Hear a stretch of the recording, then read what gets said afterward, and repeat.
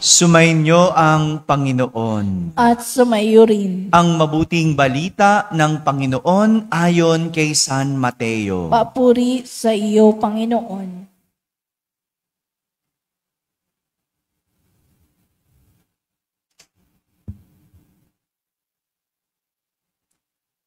Noong sandaling iyon, lumapit kay Jesus ang mga alagad at nagtanong, "Sino po ang pinakadakila sa kaharian ng langit?"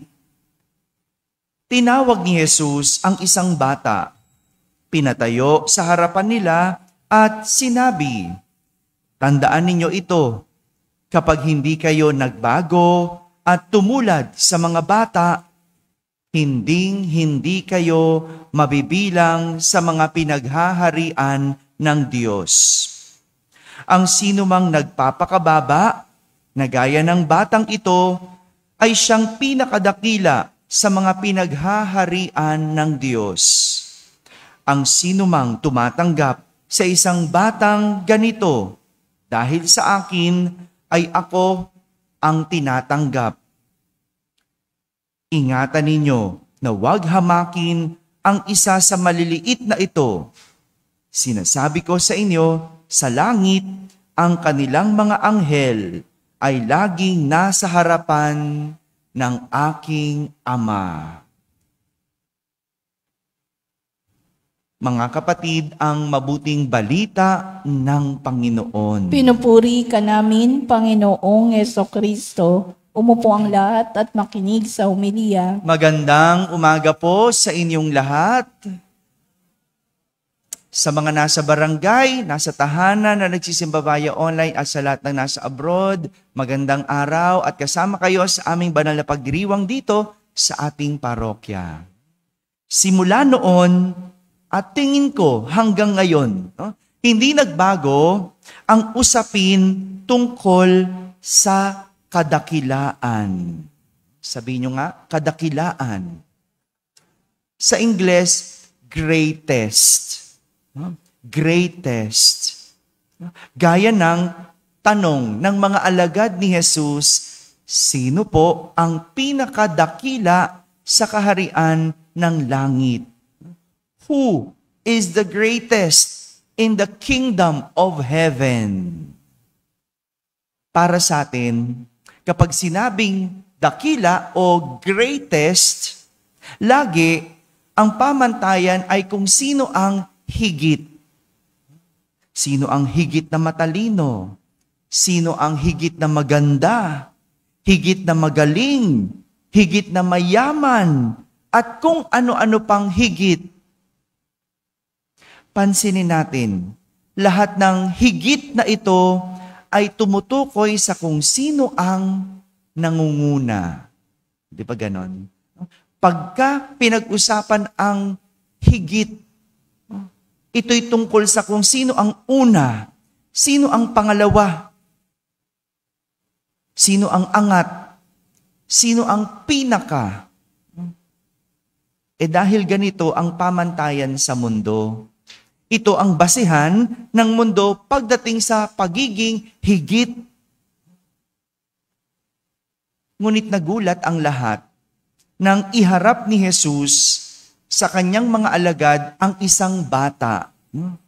Ginamit niya ang bata para maging halimbawa o imahe ng kadakilaan. Gulat dahil noong panahong iyon, noong panahon ni Jesus, ang mga bata ay tinuturing na mahihina. Walang kakayanan at hindi lang basta mababa, kundi hindi sila kabilang sa lipunan. Kaya, paano magiging higit ang isang bata? Paano magiging dakila ang isang bata? Kabaliktaran ito sa nakagisnan nilang kadakilaan. Sinabi ito ni Jesus dahil alam niya ang intensyon ng mga alagad. Alam niya kung anong nasa puso ng mga alagad. Alam niya kung bakit nagtatanong ang mga alagad kung sino ang higit. Bakit? Kasi Sila ay nagpapaligsahan, nagpapataasan, nagpapaunahan, at nagpapahigitan. Yun pala yun. Yun yung pinanggagalingan, kaya nagtatanong ang mga alagad kung sino ang higit sa kaharian ng langit. Kasi ang laman ng puso at ang laman ng isip nila, kung sino ang una sa lahat. Kala nila, makakaligtas sila kay Jesus. Gusto nila malaman para marinig nila at yun ang gagawin nila. Siguro, akala nilang sasabihin ni Jesus, ang higit sa kaharian ng langit ay ang pinakamatalino.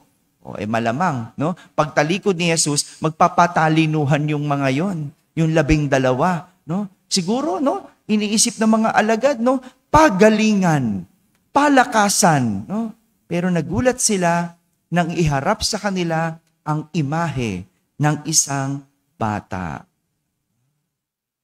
Wala kailanman sa pangaral ni Jesus ang tema ng pataasan o pahigitan o kung sino ang mahuhuna o mauuna. 'Di ba? Kaya nga ang sabi niya ang mauuna ay mahuhuli. Ang mahuhuli ay kasi kahit kailan kay Jesus, hindi siya nagturo kung sino ang una. Hindi siya nagturo kung sino ang higit, pinaka. Wala sa kanya yon. Sinong merong ganon? Yung mga tao. Yung mga alagad niya.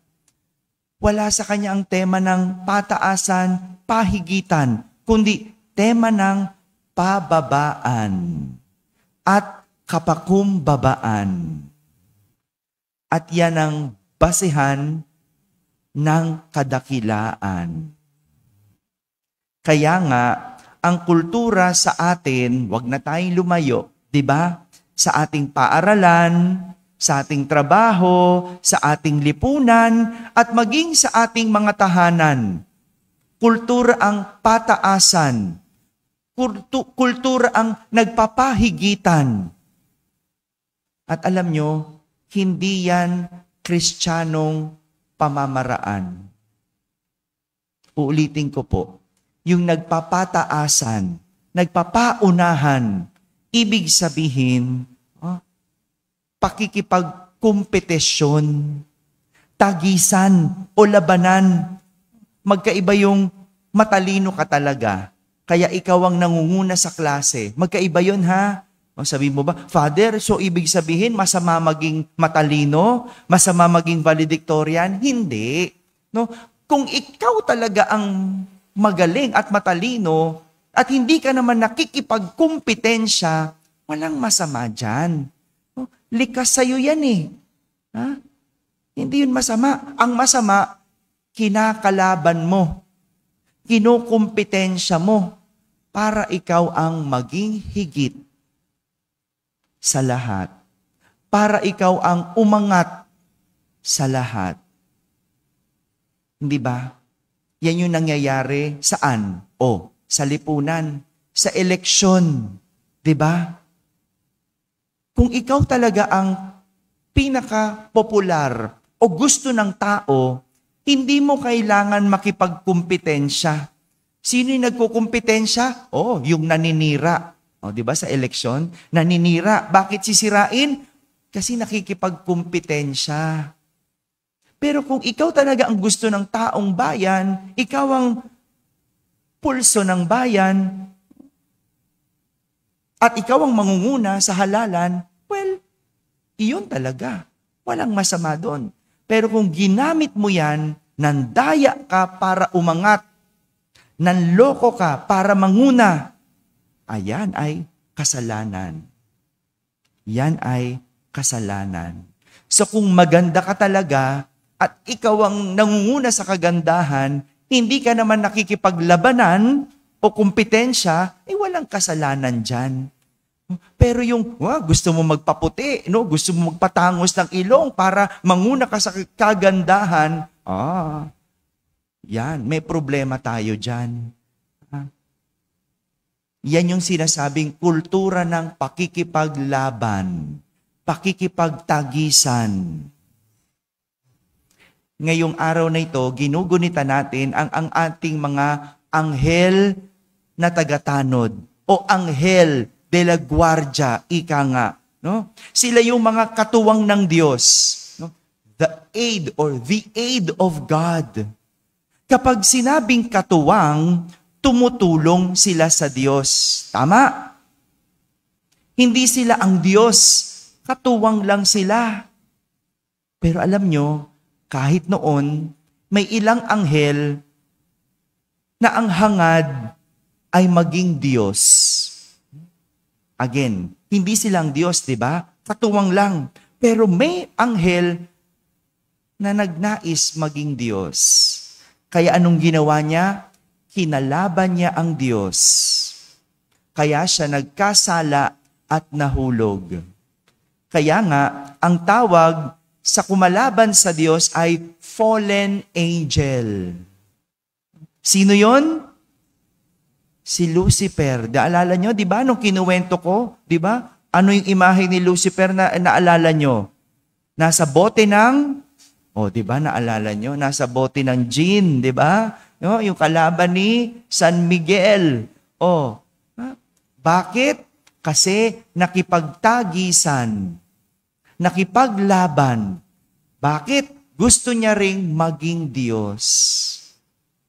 Ganitong nangyayari kapag ang laman ng puso at isip ay pakikipaglaban.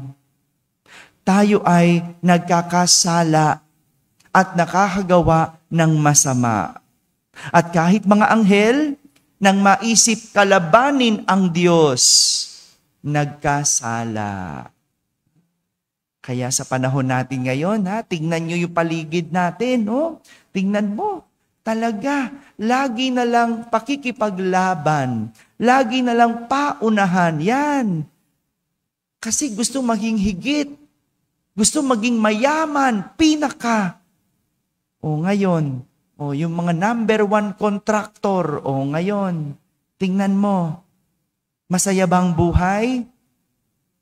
Kasi gusto lagi higit. Gusto lagi, para kalabanin ang kasamaan sa droga, pinatay. Tama ba yun? Hindi pa rin Kasi tanging ang paglaban sa kasamaan ay dapat kabutihan. Kaya nga, kahit na anong galit natin, kahit na anong inis natin sa mga magnanakaw, hindi pa rin tama na murahin. Hindi pa rin tama na gawa ng kasamaan. Idaan sa tamang proseso. Mga kapatid, ito ang punto ng kadakilaan para kay Jesus. Hindi ang manguna, kundi ang magpauna. Hindi ang magpataasan, kundi magpakumbabaan. Hindi ang maging higit, kundi maging maliit. Amen? Amen.